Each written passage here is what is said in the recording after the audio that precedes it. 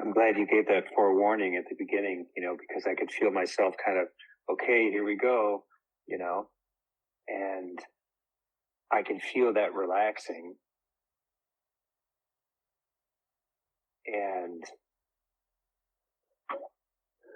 God, it really is hard to put into words what's happening. I mean, I feel like that went as deep as I went this morning. And then, I think, oh, that's it. Well, shit, it can't be it if I'm thinking. So the mind comes in. I think as you or Michael James, are those the Vasanas that are trying to pull me away? Or those, something's trying to pull me away. Like it's slightly scary. It's uncomfortable, and I run back to the mind. Oh, yeah. It's part of the game. Absolutely. But you're onto it. What you just said right there, that is real knowledge. The knowledge of your mind and how it plays. Because it knows if you follow this path to the end, it's not going to be here. And that's the apparent scary part, because you think, well, who's going to do this then? And that's what this is trying to tell you is that you're walking back into this stillness and silence, and there's no doer. Nobody does that. Yet you are still here. You could open up your eyes and go. And that's that's kind of the perplexing piece. When you rest in being, you're resting in your true nature. You can just open your eyes and go. You're not in a trance. Yeah. You're in yourself. You're getting rid of the falsities. You're getting rid of the baggage so that you can just open your eyes and live. But yeah, I think that's the when you touch on the being, you realize I am not going to disappear.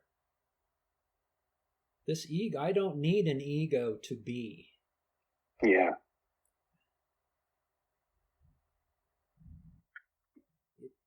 Yeah, it's like it's formula. Like I can't respond to what you're saying because it's in my head. It's everything.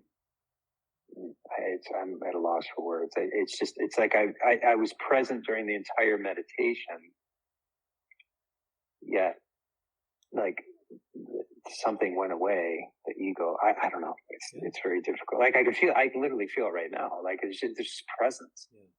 And I was talking with someone else. It's like, oh, it's so simple.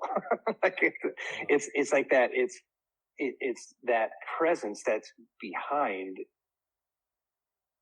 Again, the words are really hard, but it's like that glowing or buzzing, like you said. I'm kind of looking up at the trees. I mean, oh.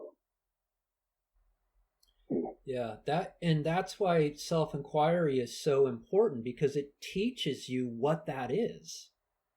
You start to become familiar with what being is. And so you can turn to it easier, because eventually it's going to start to creep up and be here. And you'll be able to, your eyes want to turn to it. But you'll be able to turn your attention to it more and more and more, easier and easier and easier, because you'll understand what it is, right? Because we take ourselves to be this rigid body, this form, and that is not what self is. Self is completely different. It's undescribable, yet it's here, right? So it's becoming familiar with what the mind can't know. And at times you'd be like, is that it? Yeah. Is that it? And you might turn your attention to it. And most of the time it's going to be it. Most of the time it's going to be it. But it's becoming familiar with what it is. Because you can't get it. You can't know it. It's a non objective experience.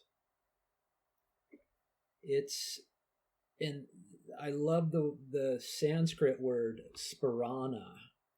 Spirana is like an epiphany, right? It's a non-objective experience of new, clear, and fresh knowledge of your existence. It's when something happens, something clearly happens within you or in your experience that you know that you did not do, yet it happened. And it's not necessarily like visions of God or, defying physics or anything like that. It's more of like their direct experiences of a new understanding of your being. That's when it gets cool. And you just need like one of those. And I'm sure if you haven't had, you probably have them. You have them. You might not know how to describe them or know that that's what's going on, but that's what's going on. The more you touch into self, the more it's going to reveal itself, even when you're not in self-inquiry.